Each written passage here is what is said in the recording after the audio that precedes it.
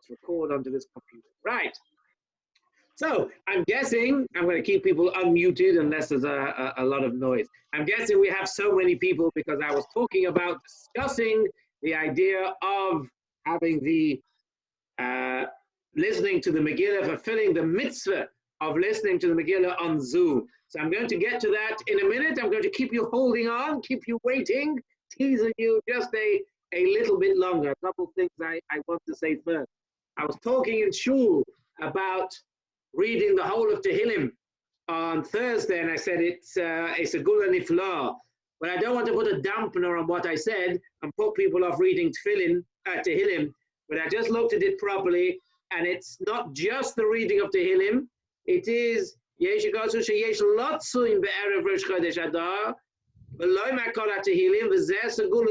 if you look in the notes, it talks about the combination of the fasting and the saying Tehillim.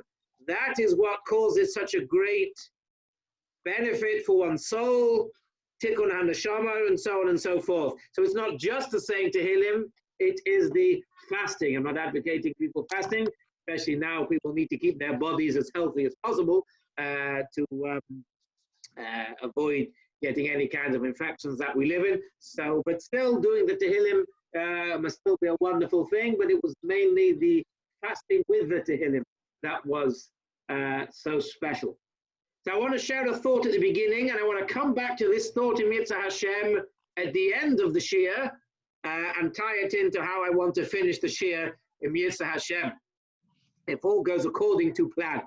So yesterday during the Super Bowl, Chazak organization and the many other Torah organizations were promoting a Torah halftime show, which I watched, and it had Charlie Harari speaking, and it had Rabbi Gold, and it had Rabbi Gav Friedman, and it had, who was the other one?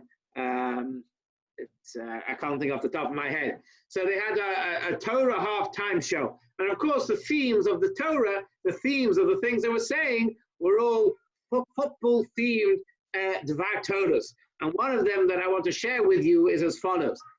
I said in my shir on Motzi Shabbos, between Mincha and Mariv, that last week we lost Reb Twersky. Reb Avraham Twersky was 90 years old. He wrote, 40 books or so. He was a psychiatrist, doctor, psychiatrist, as well as a rabbi. And he promoted the Jewish people, the Orthodox people, keeping the 12-step addiction guidelines and so on. And we spoke a lot about him. Oh, I did mention the book, What's Wrong with Being Human? And I said, I think it was written by him. But actually, it was not written by him. I Googled it after Shabbos. It was written by a Rav called Rabbi Miller. But I advocate reading that book, What is Wrong with Being Human? It's a wonderful book, and so on. And I spoke about how people make mistakes. People are who they are. And we are clods of earth, like the Torah said. I'm not going to go into that whole Torah now. But the theme on this halftime Torah show was on a similar vein I want to share with you. Said like this. Take the quarterback Mahomes. Well, he didn't mention this because obviously this was all pre-recorded and they didn't know how the game was going to go. But not center back, that's my soccer game. The quarterback from Kansas City Chiefs, Mahomes, was having a poor day, right? And all the commentators and everybody was saying he's having a poor day, commenting how many yards he's thrown, how many yards he's missed, how many times he's been sacked, right? He was really under the cosh, and how basically what a poor performance. He's not lived up to his standards of play, his standards that he's got up to at the beginning of the year, the standards that everybody thought he could adhere to. But yet, he still kept going. He tried, and even in the last quarter, he tried making all these amazing running, falling throws, kept going, he kept going, didn't listen to the negative thoughts in his head. Oh, I did a terrible pass now. I've done a terrible pass, so that's it. I might as well go home, right? We're going to lose. Goodbye. End of story. Might as well give in. But no, they keep going. The same with all the players. They make mistakes. Okay, they get up again. They keep going. They put the doubts out of the mind. They don't allow these doubts to overcome them. They don't allow these negative thoughts and negative ideas to stop their performance. And they were saying is that's how we should live as people. That's how we should live as Jews. Sure, people make mistakes. Sure, people fall from the heights that they are expected of them. People do things they're not proud of. People, whatever it is, but that doesn't define who you are. Okay, so you missed this pass, but you can still do the next pass. You can still get on and try to achieve something else. Okay, we can still win. We might be 20, what was it a few years ago? Was it 27-0 at halftime? Was it Atlanta, if my memory serves me correctly? Was that the biggest halftime deficit? Can you imagine them sitting in their halftime studio, not studio, dressing room, locker room, I should say. Oh no, we've lost. We might as well go and give up the ghost. No, they went out and tried. No, the other team, whoever it was that was playing them.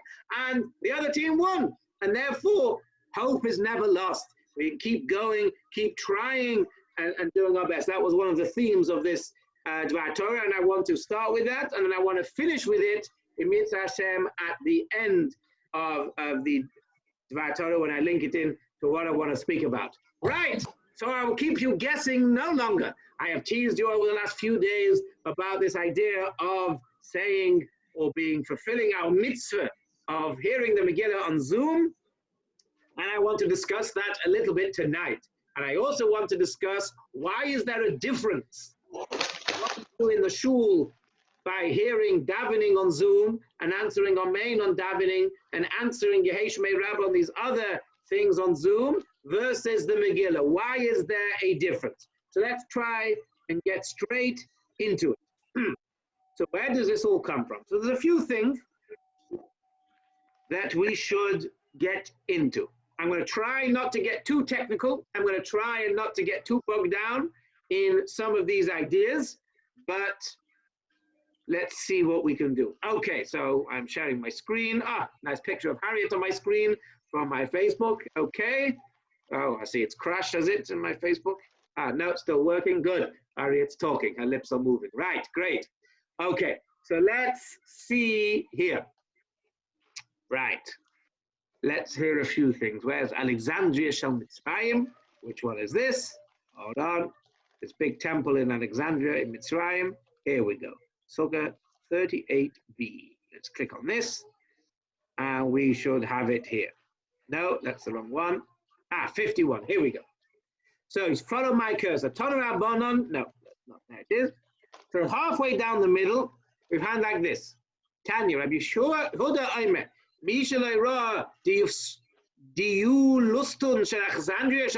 Anyone who's not seen this amazing, huge palace of Mitzrayim, has not seen the honor of the Jews. Amru, they built this big basilica. I know in the Christian churches they have a basilica. I don't know if that's the same thing, but anyway, a massive building. Courtyards within courtyards, palaces, amazing, huge, beautiful, massive, huge shul. Sometimes there was 1.2 million Jews in this building. Double the amount who came out of Egypt. Egypt came out 600,000. Here, 1.2 million. There was 71 pillars of gold. This was the most unbelievable, beautiful building. Huge building. It was no less than 21,000 talents of gold. And there was a wooden bima that they stood on. In the middle, and the chazan would stand. Now, no matter how loud a voice the chazan has got, having 1.2 million people in shul, right, is a lot of people, and it's very, almost impossible for anybody to be able to hear from the very back of these 1.2 million where the chazan is up to. So what did they do? They had this ingenious system. He would have kerchiefs, handkerchiefs in his hand. When he would reach somewhere where everybody would need to answer Amen, he would wave his kerchief, right? Everybody would see, oh, kerchief is being raised, right? Everybody would say Amen. That's the signal, Amen. I wonder if they had a different handkerchief for Yehi Shmei Rabbah. or something else. But that's how they would do it, right? They would hold out like placards. They would hold out placards and everybody would know. I was thinking to myself earlier as a side point, I said I didn't want to get too technical, but I wonder why you couldn't just have a ripple effect, right? So if I said Amen, the next person would hear me say Amen, the next person Amen, Amen, Amen. And I realized that that's no good because you have to answer Amen within about 1 second of hearing the bracha. So if everybody had this domino effect, by the time you got to the middle of the people, it's already expired the 1 second since the bracha was said. So everybody had to say it at the same time. So therefore, they would all look and see these big placards, and they would know to say Amen straight away. So you see from there, what's this Gemara saying? They did not hear the bracha, okay? They could not hear the bracha. It was too far away. They couldn't hear it, but yet they could answer Amen to this bracha. So here we have the Gemara talking that you can answer Amen without hearing the bracha. Now this is again, I don't want to get too technical and into the intricacies, but that's what we see from this Gemara. There's an idea that from a far distance, without hearing what's going on, I can answer Amen. So even if I walk and I see later, ooh, there's a shul over there, I see people saying Amen, you can answer Amen. However, there's a difference between whether you need to be yoter. If I need to be hearing Kiddush, right, I can't say Amen unless I hear the bracha. But that's the basic thing we see from this Gemara. We see you can answer Amen if you did not hear the bracha, right? So that's very important. Now, let's look at some other things. Where is it? Here we go. So here, this is a fascinating Gemara. This is also in Sukkah, Lamed Ches 38b, which talks about the way they used to do Hallel. They didn't do Hallel the way we do Hallel. They would have one person saying it, and everybody else would be listening. One person would say, Ona Hashem, Hoshia, Ona Hashem, and they would say, Hoshiana. One person would say, Ona Hashem. They would all sing Hatzlichana. So they wouldn't say the whole Hallel themselves, right? They would sing it, it would be beautiful. So how could they do this? How could they not say Hallel themselves? There's a mitzvah to say Hallel. There's a rabbinic mitzvah on Yom Tov, not necessarily Rosh Chodesh, that's a different mitzvah, but there's a mitzvah on Yom Tov to say Hallel. So how can not everybody say Hallel? It's my mitzvah, how can I just listen?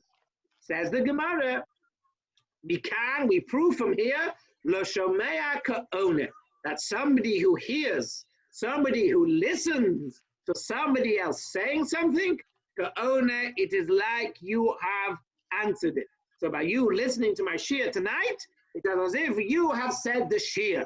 So if you ever say to somebody, say, hey, have you ever given a shir in Delray Orthodox? You can say, yes, I've given a shir every single week. They'll be like, oh, every single person in the shul is on my shir now. Because they give a shir, they'll think, there's shiurim every second of the day here at Delray Orthodox. Or you could say, no, I didn't literally give it. I was listening to the shir. And by listening to the shir, that's how I understood it. Again, this is a very complicated area of halacha. What does it mean? Does it mean it's like I'm actually saying the words, like my lips are moving, right? Does it mean I'm actually saying the words? Or is it a new idea that listening is as if I was speaking, but I'm not actually speaking? By the way, that makes a big difference, a huge difference, which we shall see actually, you want to see, because here, v'chein, this is the Rashi here, follow my cursor. The mispalin b'tzibur v'shleach tzibur oimer kaddish, you're davening Shemona Esrei and you hear kaddish. So you're not allowed to interrupt with your mouth because you can't interrupt in the middle of an Esrei. So what does Rashi say? Oimer yehesh mei rabba, yishtikel, you be quiet, between us and stop davening. The yishmu b'chavona, listen, have in mind to fulfill the mitzvah. V'hare ein ka'oinim, it's like you've answered yehesh mei rabba in the middle of your davening. When they finish Kedusha, you go back to davening. Whereas Tosfos brings down, you can't do that because it's like you spoke in the middle of davening, right? Tosfos says you can't do that. You should just carry on davening because it's like you've made an intro. Here, it's like you've made a gap. So according to Tosfos, it's like your lips are moving. When I listen to somebody else saying something, it's as if my lips are moving and saying it. That's a very big debate and many shiurim on its own about how this works. But we use this in all areas of Jewish life, okay?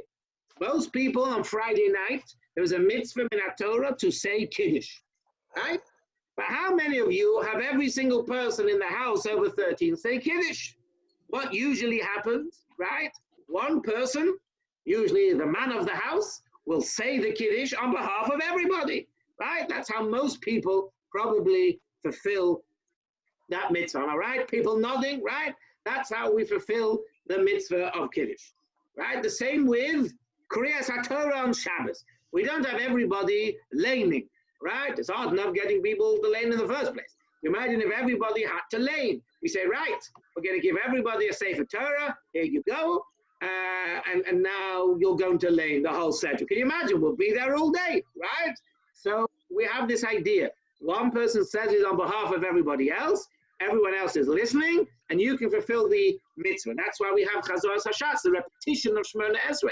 Why do you have this strange repetition? Because people couldn't read it themselves. So by me reading it as the Chazan, I and you listening, it's like you're fulfilling my mitzvah, which is why there should be no talking in the middle of Chazoras Hashatz.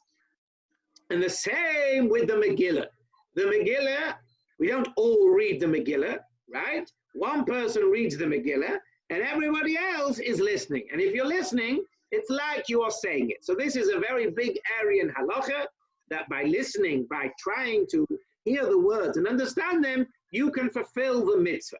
That's an accepted halachic avenue.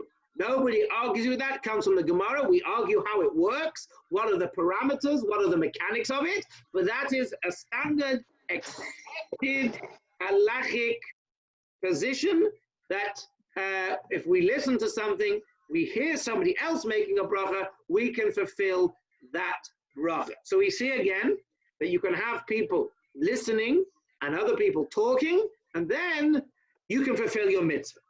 So the question is, what is called listening and what is called talking, right? How do I have to hear it? How do you have to speak it, right? If I'm whispering and you can't hear me, but you can lip read me, right? Let's say you're an expert lip reader and you're lip reading me. Does that count? You can lip read me, so it's like you're listening in some way to my whispering. Is that counting? So let's now see, we come on to the next part of the show. The shir, not the show. Right. So here, the Gemara in Rosh Hashanah, by the shofar. We know there is a mitzvah to listen to the sound of the shofar on Rosh Hashanah. Right? We know it's a mitzvah, positive mitzvah. But says the Mishnah in Rosh Hashanah, Hataker l'soich haboir, somebody who blows inside a pit, or l'soich hados, or in type of a water cistern, or l'soich hapitus, or in type of a large jug or something.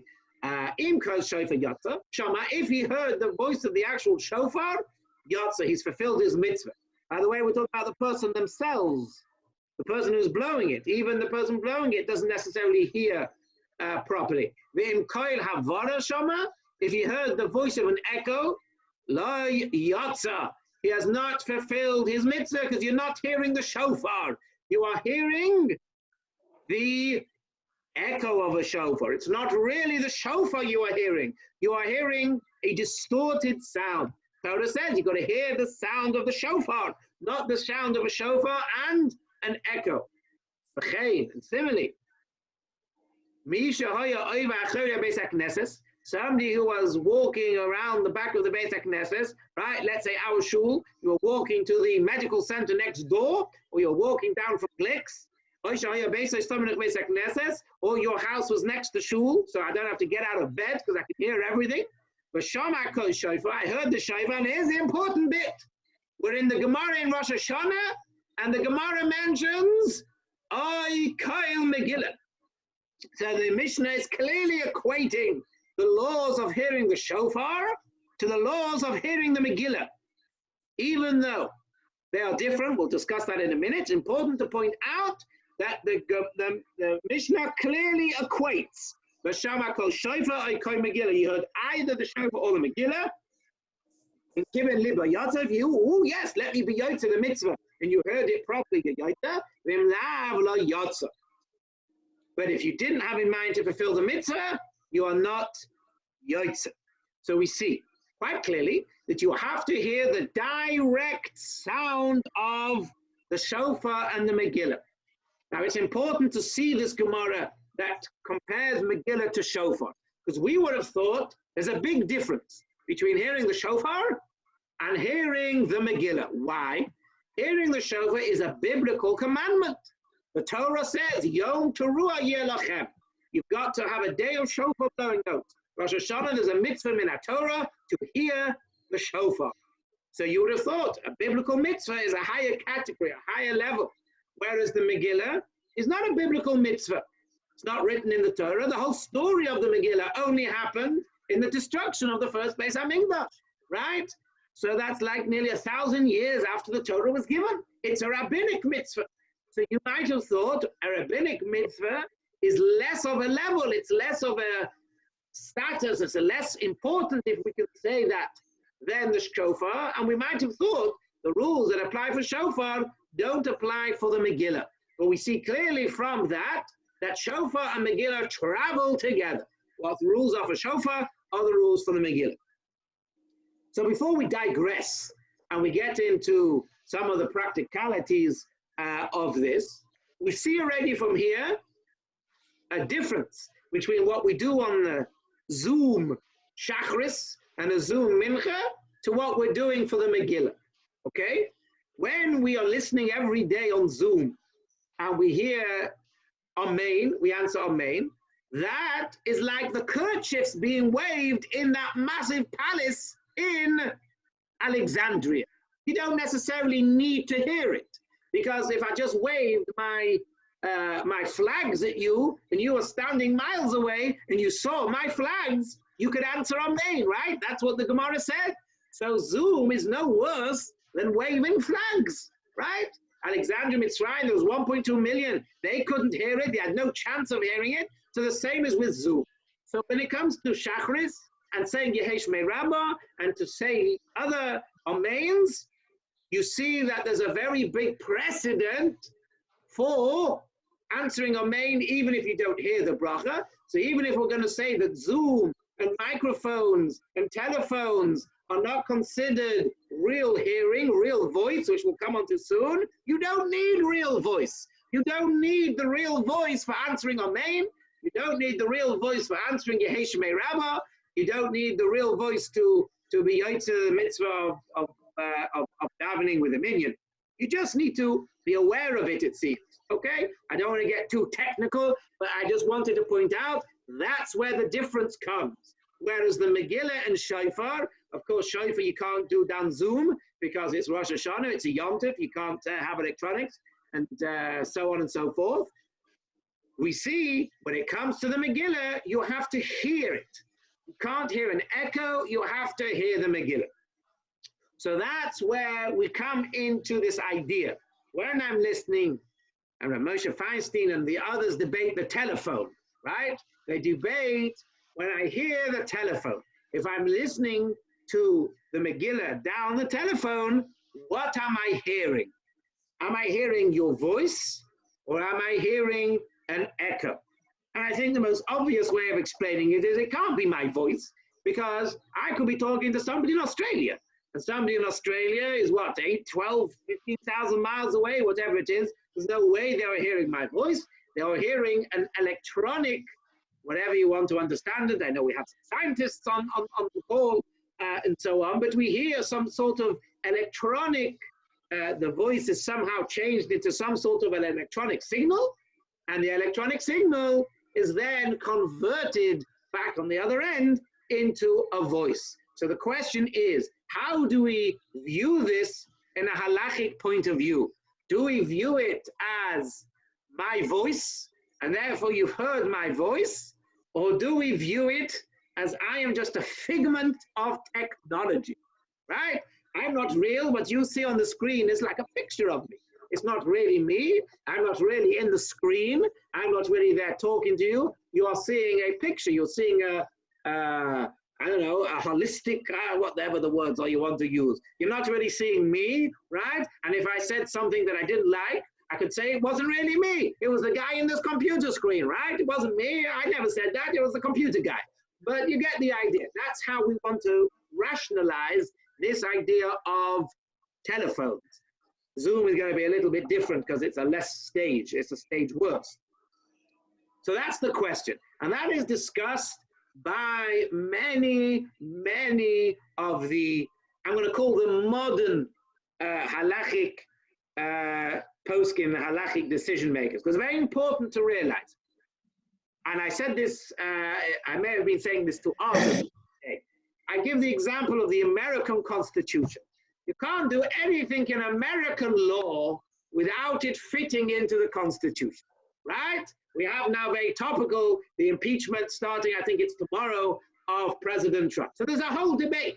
Is it constitutional? He's left office. Is it not constitutional? Let's see. Is there precedent? Does it fit in? You can't just sit there and say, you know what? I fancy today we're going to impeach him. I don't care what it says in the Constitution. Who cares? I'll make up my own rules. I'll make up my own Constitution, right? They'll have me for dinner, right? You can't do that. Got to fit into the Constitution. Now, the constitutional or it's not constitutional. And we have great people, right? On either side, it is constitutional, not constitutional. Yes, I believe in this, it fits in with this word and with that word. Everything's got to fit in with the Constitution. You want to take away my guns. You want to change the laws. I have to pay tax. That's constitutional. How do we fit it into the original document? Everything's got to fit in. Don't just make up things as you go along. And the same is with these halachos, right? I can't just say, and believe me, it would be great for me if I could just make things up as I go along, right? Somebody asked me a question, I say, well, what mood am I in today? Oh, today I'm in a good mood. Yes, you can do that. Tomorrow I'm in a bad mood. Nah, you know what? I feel like being mean today. I'm going to say no. We can't do that. Some things are very easy, right? I don't know, picking off an apple from a tree on Shabbos. That's forbidden, clearly. It's one of the 39 things. You can't reap, take things away from their natural connection. You can't take things out the ground, can't pull things off a tree. That's an easy one. Don't need to worry too much about it. But when things get complicated with modern technology and so on, we have to try and see, we have to try and look, how is this modern technology fit in with the parameters of the halachic decision-making that we've been making over the last thousands of years. And one of the ways they say this is like this. Let's ask Moshe Rabbeinu, right? Moshe Rabbeinu, when Mashiach comes, in Mitzvah Hashem, Moshe Rabbeinu will come back and he'll come in, right? Moshe Rabbeinu knew the whole Torah. And he'll see all these new modern things. He'll see cars, he'll see this. And we'll say to him, oh, hello, Reb Moshe. We are decided this is no good because this, that, the other, and this is okay because of this, that, the other. And Moshe Rabbeinu will say, yeah, that's right, it makes sense. We're fitting it in. He'll be able to understand it because we're using the parameters of the halacha that Moshe has taught us on Har Sinai and the rabbis through the years to interpret this. And it comes to the voice. We need to understand, is it the real voice? Do I need to hear my real voice? Or is it just a perception of a voice? And Rabbi Yosef Engel, we've mentioned him before, right? We said, I wonder if he's a relation of Rabbi Engel from Anshe Emuna, right? I made that last time. I still didn't check and find out. But he wrote a sefer on Shas, which name's just gone out of my head. He's famous sefer, but he's a very famous Rav. He was a Rav in Poland over the turn of the century. Previous century, and he was a great halachic posek, and so on. He says like this, he says, any sound is not really directly from my voice, because any sound you hear is the perception of the waves of what I am moving. I'm moving the air. I think Arthur, you mentioned the same idea to me. I'm name dropping you many times tonight, Arthur. I apologize if that's not what you like, but it's Shmea Ka'onis, so it's like you're saying it yourself anyway, so never mind. So it's just the movement of air through, I'm moving, disturbing the air. Your ear picks up these disturbances, and then your brain puts them back into the pattern of understanding this as sound, which is why people struggle to hear me when I speak so fast. Because I speak so fast, I'm moving the air so quickly that people don't have the opportunity to understand exactly how it's all being put together. So anytime you hear sound, it's some sort of disturbed movement of air. So the same as he says with a telephone. What's the difference between a disturbant movement of air when I hear it with my voice or some sort of electronic movement of air? It's still some sort of an idea of sound.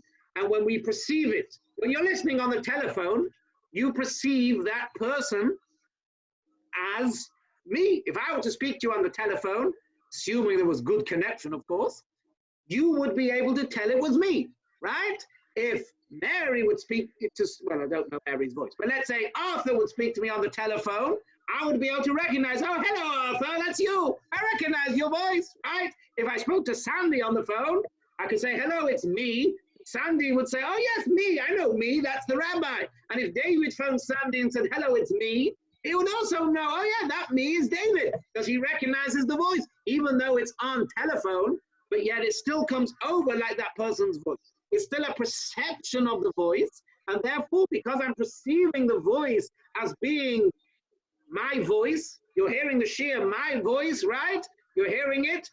You think it's me. You don't think, oh, it looks like Rabbi Saunders, but it sounds like Rabbi Goldberg. No, it looks like Rabbi Saunders, and it is Rabbi Saunders. So you perceive it as my voice. So that should be enough to be considered my voice.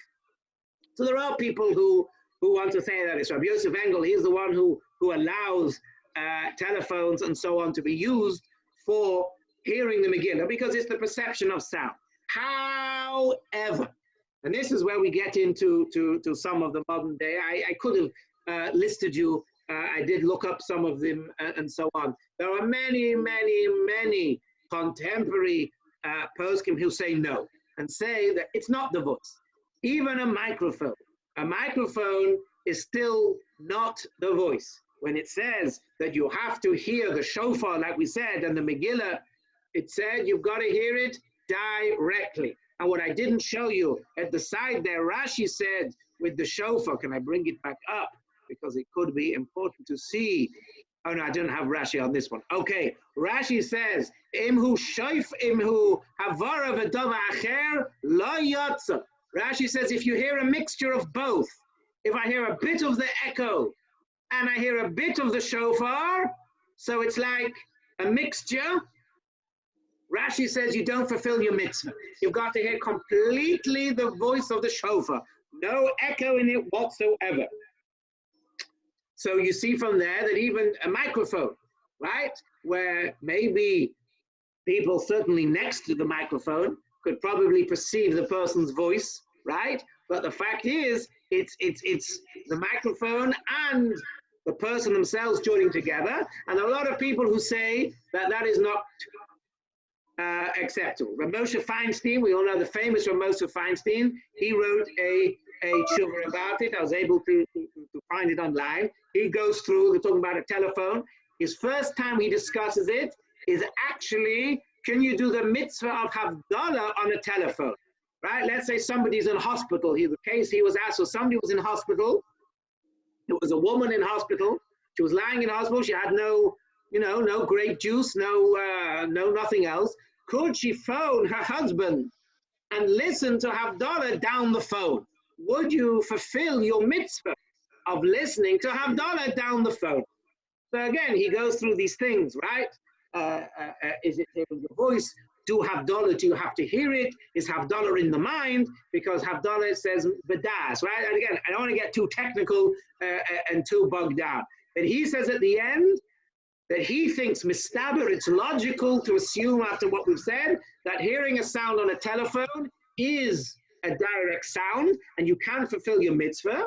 And the Chazon Ish wants to say could be that is as well. But there are many of the modern day persons, Shlomo Zalman Auerbach, who said no, a voice has got to be a voice. A voice is direct voice, not over any technology. And many, many, many of the poskim say that as well. So much so that if you look here in the Nitei Gavriel and others, it says, he asked the question, this is not about Zoom, about a telephone. He says no. He says Agidei Hachras HaPoskim. The majority of the opinions are that you cannot fulfill the mitzvah of listening to something like the Megillah through a medium of electric sound, because it's not direct. So, since the majority of the poskim, majority of the modern halachic works say one should not, we should try and avoid it, because why should we get involved in doing something that's not the best way? This is in the regular halachic way of doing things. We said, and I've said this many times, right? Those of you here who talked about having a Sefer Torah in the outside minyan, having an ark. We want to try and do things in the best possible way. Yes, we can rely on leniencies. There are leniencies in a lot of areas of halacha, but it doesn't mean you have to take on all the leniencies, especially if you have, let's just take a number. Let's say there's 10 great rabbis who have said, and I did see a list in one of the Sfarim lately, of course, I went through it. There was a list, and I did not count them. It says the Tzitz Eliezer, and there was a good 7 or 8 of the main halachic commentators who say that one should not fulfill the mitzvah. And you have Reb Moshe, you have the Rabbi Yosef Engel, and so on, who say that one could. So if you think about it, it's 8 versus 2, right? So who wins in 8 versus 2? The 8. It's not like 2 versus 1. It's 8 versus 2 is quite a lot. So one should avoid it if possible. However, if you look on the OU guidelines that they just sent out last week, and if you look at my guidelines, which will be sent out anytime in the near future, I wrote the same thing.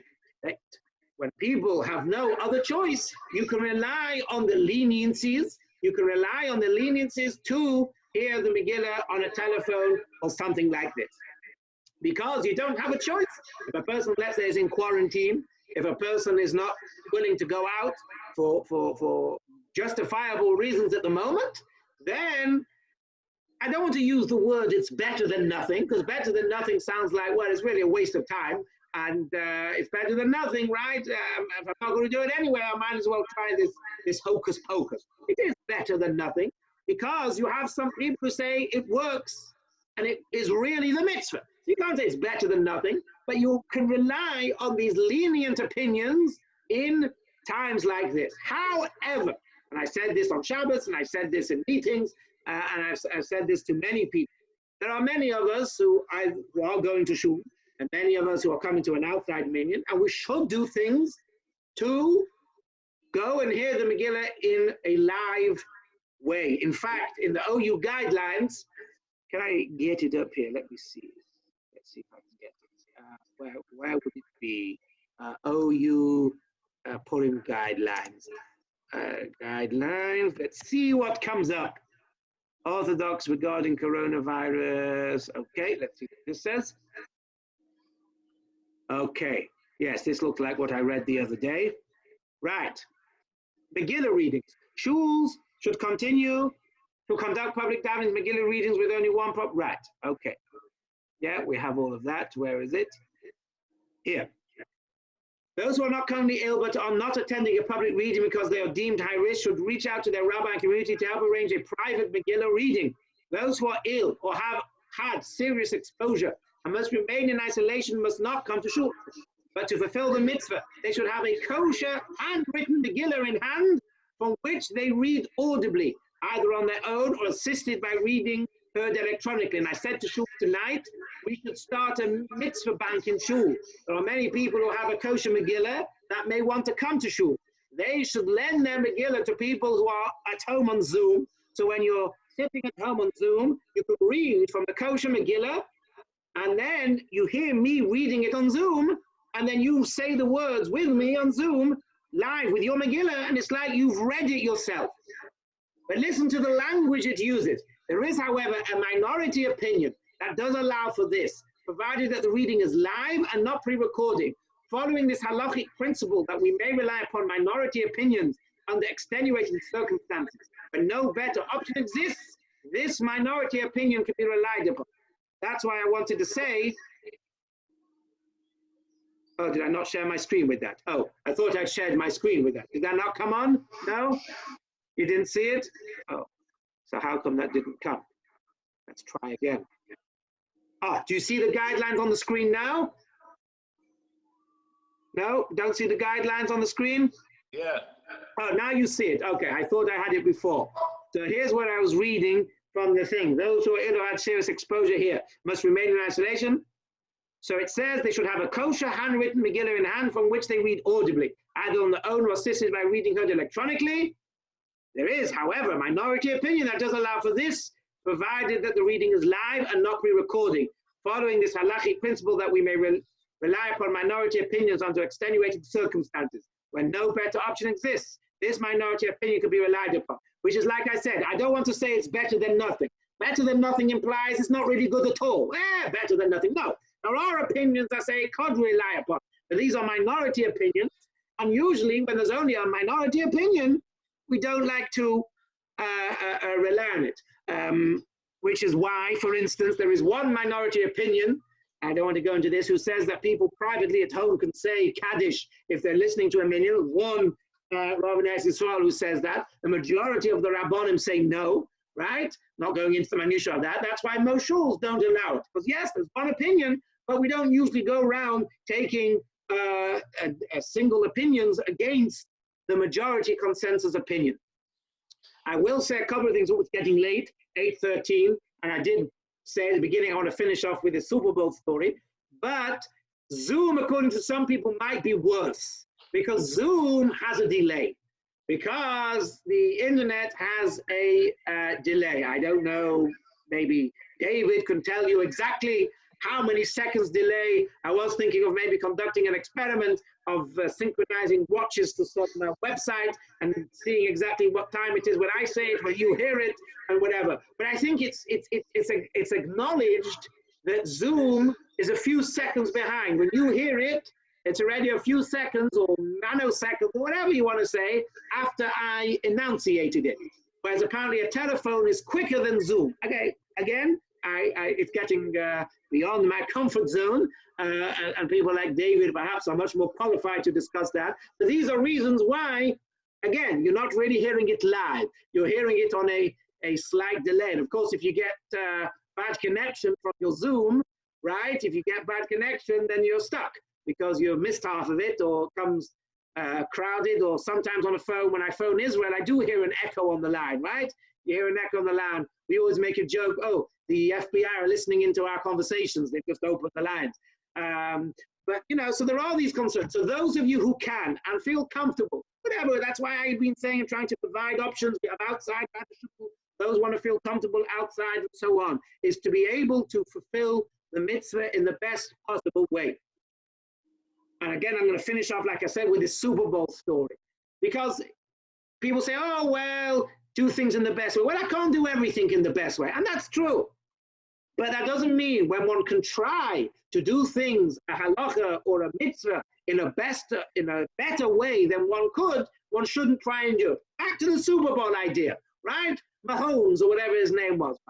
Mahomes, the quarterback from Kansas City, right? He had a lot of intersected plays and so on. So he never got down and said, well, I was terrible that time, so I'm not going to make a good play next time, because last time was terrible. So the same is with us. Okay, you can't do everything in the right way, and you didn't do it in this mitzvah right. I do this Aveira, and I do that Aveira, and I'm not really very good at doing this mitzvah. That doesn't mean we should throw everything in the towel. That doesn't mean when we have an opportunity.